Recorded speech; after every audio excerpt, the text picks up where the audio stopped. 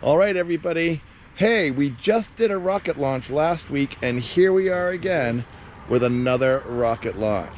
We've made a bunch of improvements that we're going to show you as we go. But before we do anything, we're going to launch our windsock so we can see which way the wind's blowing in the upper atmosphere. Let's have a look. Oh, by the way, there's Casper. He'll be helping me out today. Say that again, Casper. Don't walk on me.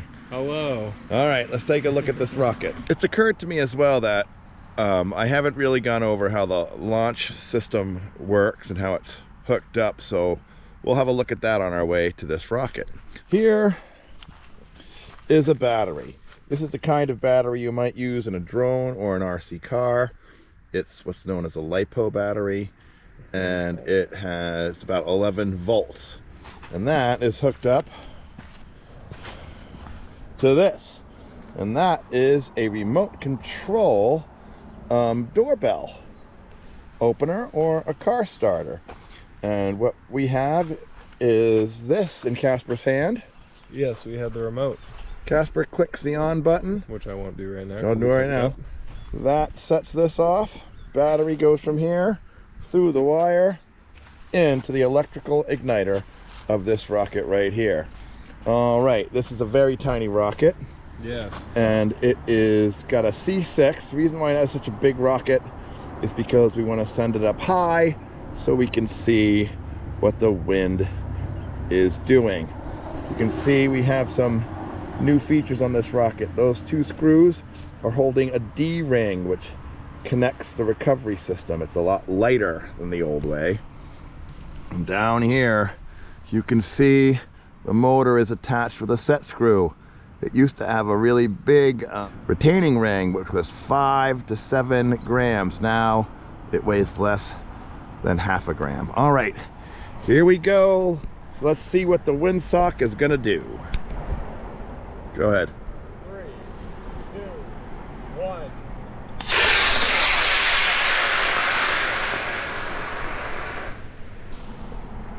All right.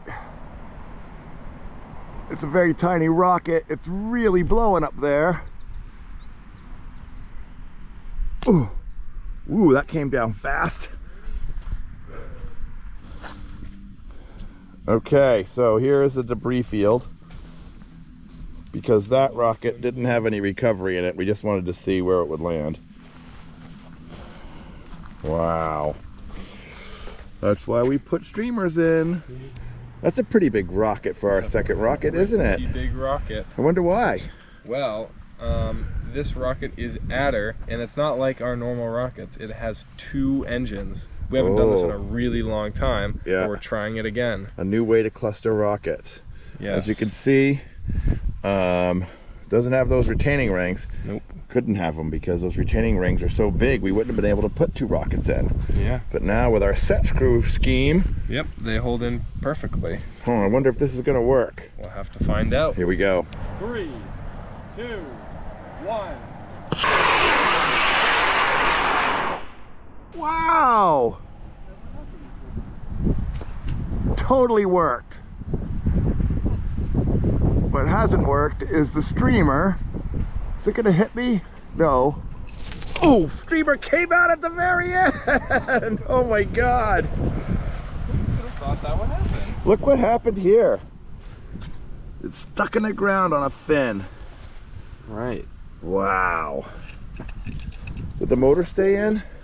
Both they motors did. Stayed in. All right. All right. Amazing. Well, we did have a bit of a fracture, but everything else is all right. Well, that's because the streamer didn't come out till the right, very end. of course. But that can happen. Nice. Our third rocket called Beto. Yep, this is Beto, and it's pretty big, especially for a third rocket. But the interesting thing about it, being number 3, it also has 3 motors. That's right, it's a 3-motor cluster. 3-motor cluster. I think it's 3 Bs in there. Yep. And we'll see. Yep, B6 by 3. Cool. So it should go 500 feet. So all we'll right. see what happens. Yeah, let's see. 3, 2, 1.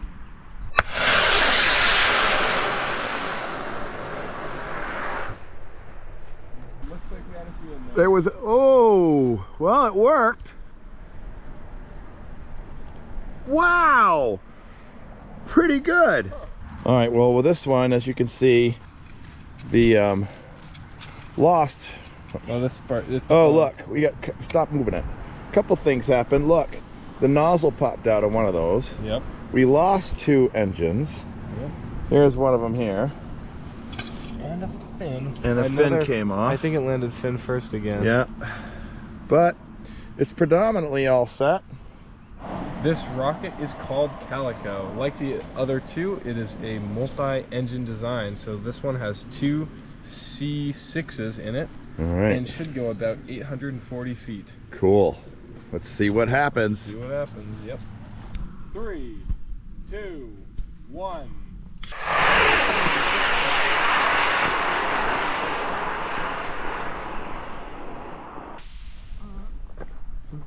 That definitely has gone 800 feet. And it has deployed perfectly.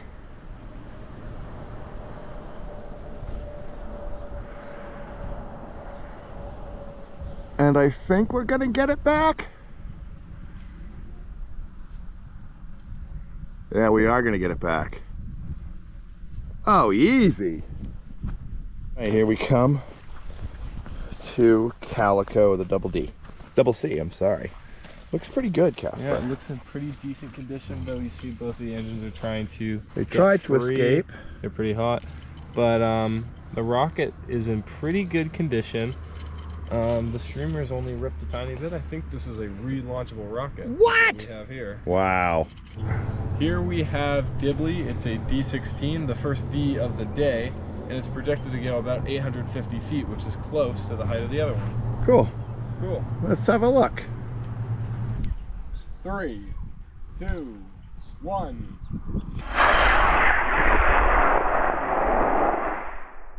Woo! That definitely got about 900 feet. What'd you say? Got 2 bits of debris coming down there that are disconnected. Watch out. Alright. That did deploy properly. Ooh. Hit the pole, but we got her. What looks like happened as it was falling is the string hit the wire above, and since the wire's a lot stronger, it crashed down over the wire, probably breaking the string in one place. Yeah, look at that. Oh, it popped the D-ring out. Yeah. Here you can see, yeah, popped that right off, broke it right there. It didn't actually break the string. Nice. Yeah. And then here's the rest of the rocket.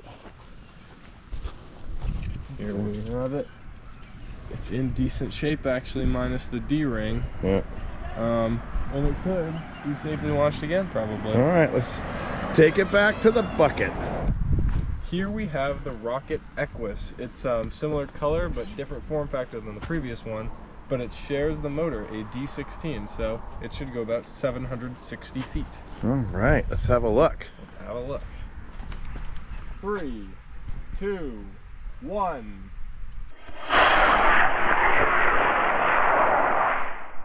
Whoa! That was a squirrely one. Yes, it was. It did. Oh, it's separated. Yeah. And I think it's gone for good. You can see the streamer and the rocket are falling together. We might be able to. I think that's a. Oh, we're gonna be able to get them. Wow. Yeah. Huh. All right, here we are approaching the debris field.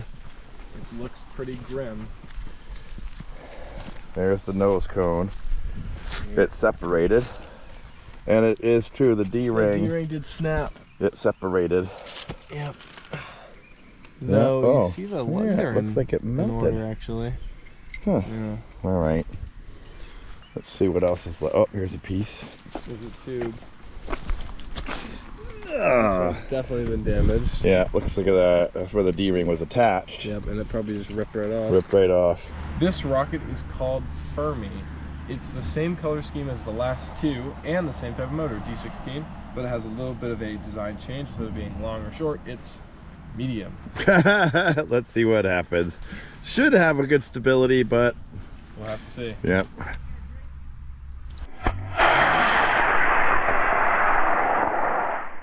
What'd you do that for? That was a misfire. I got it though. Me too. Okay, no countdown on that one, but it's coming back. The wind has picked up over there, because that is landing right where the other one did. Yes, oh, into the forest. So I think we... A adjustment. What I did is I pressed the record button on my phone and this at the same time. Oh, Jesus. All right, well, okay. I think we got to reset the launch pad. Yeah. All right. This rocket is titled Gorgon. It is our first D12 of the day, so a little bit bigger than the past Ds. And it's supposed to go 940 feet. Wow. It's a lot bigger than the last ones, so we'll see what happens. Cool. 3, 2, 1.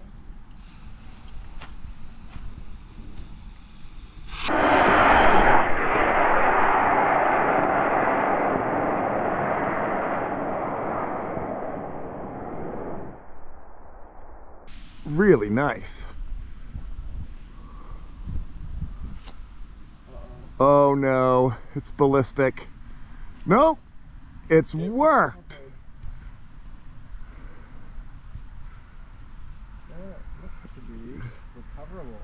Totally recoverable. Yep. Nice. All right, coming up on the debris field. Looks like we lost an engine compartment. Yeah, that popped off. Right here. Yeah, it looks like on impact, or? It looks a little melted, okay. so I'm gonna guess it actually was on impact, yeah. All right, cool. And here's the rest of it. Looks like it deployed. Pretty decently. Yeah. Yep. All right.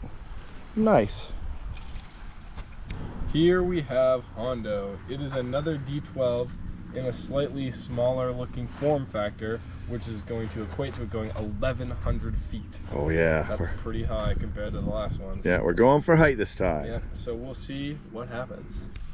3, 2, 1.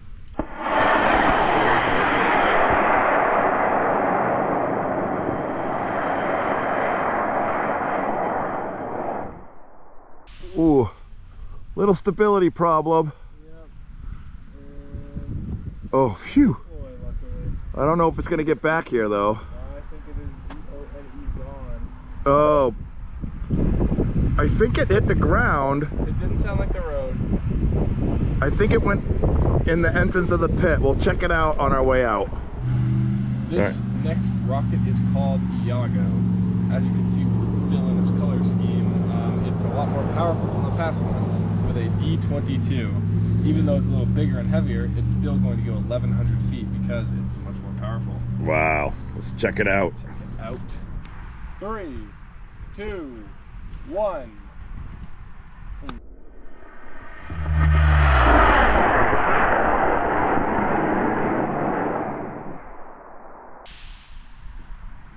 Whoa! It's got ballistic. I think it lost the nose cone and half the body's coming down. Ooh. The rest of it is still in the sky. Right, here's the debris field. As you can see, it has poked itself right in the ground, even though it lost its nose cone. Yeah. Well, let's see if I can remove it. The D-ring seems to be still attached. Oh, yeah. Yep, nothing left in there, just some dirt. You can't really look inside either. All right. Here we have our first E of the day. This is Juan. Similar construction to Iago, just a little bit bigger, and it gives a similar 1,100 feet. Wow. So we'll see what happens. Right on. 3, 2, 1.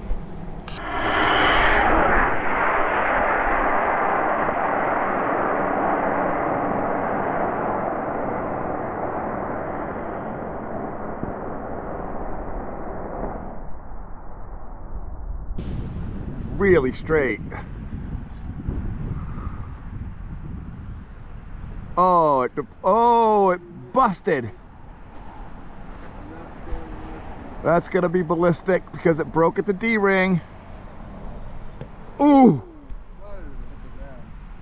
And there's a little more debris still flying up. And there is the nose cone still coming down.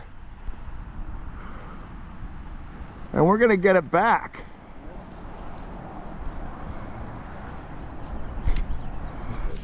All right, well, the nose cone we got back in pretty good shape. It's a huge nose cone, and the streamer looks fine. So this bit is seems okay. And yep, we have a little bit of fraying indicative of the broken D-ring. Darn. All right, here's the debris field. Yep, it penetrated the ground. Yep. We have the back half completely separated, and we have a big chunk of dirt. You can actually see grass through the top of this. Wow. Bad news. Bad news. So here we go with our first E26. Moving up another size, we have Kamitsa. As you can see, it's a lot bigger than the previous ones, and I've said that a couple times, but this one truly is. This one's gonna go 1,050 feet, which is only 50 off the last two. So we'll have to see what happens. All right, and of course what's been happening, there's a D-ring right here, and they've been breaking at the D-ring. This one might have a better chance though, because it's a lot further from the ejection charge, so it might avoid being melted and just have the physical shock on it, which might still break it, but hopefully it won't. Let's see. 3, 2, 1.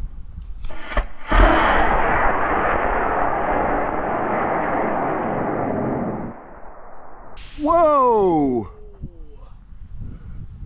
Got unstable. And completely blew itself to shreds. Wow. It did. And here comes the nose cone. No, it just blew up. Jeez. Wow, man. Popped out. Decent condition. Here's the bulk of the airframe. So it's in pretty good condition, as you can see. Yeah. Not a lot of visible damage, though you could definitely see. I don't even think the D-ring's broken on the inside. Look. No, it's still together. So it must have broken off in the nose cone, actually, which is kind of shocking. Here we have the final rocket of the day. As you can see, it's pretty big. It's longer than my arm, and it's called Lux. It is the first rocket and the last rocket of the day to have an E35, which will be the largest motor we launched today. Nice. Let's see if that one holds together. The last two basically blew up. Yep, so maybe this one won't, but it probably will. All right, let's check it out. All right, 3, 2, 1.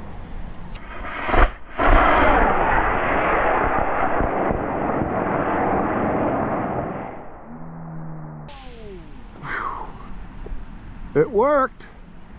Kind of squirrely. And no explosion. We have good deployment. But will it land in the green area? That is to be determined, but it looks like it's a little far. I think it's going into the trees. Yeah, it might be going. Oh, yeah, definitely. It's gone. Into the forests. Damn! Well, otherwise it was nice. Oh, a little squirrely at the beginning.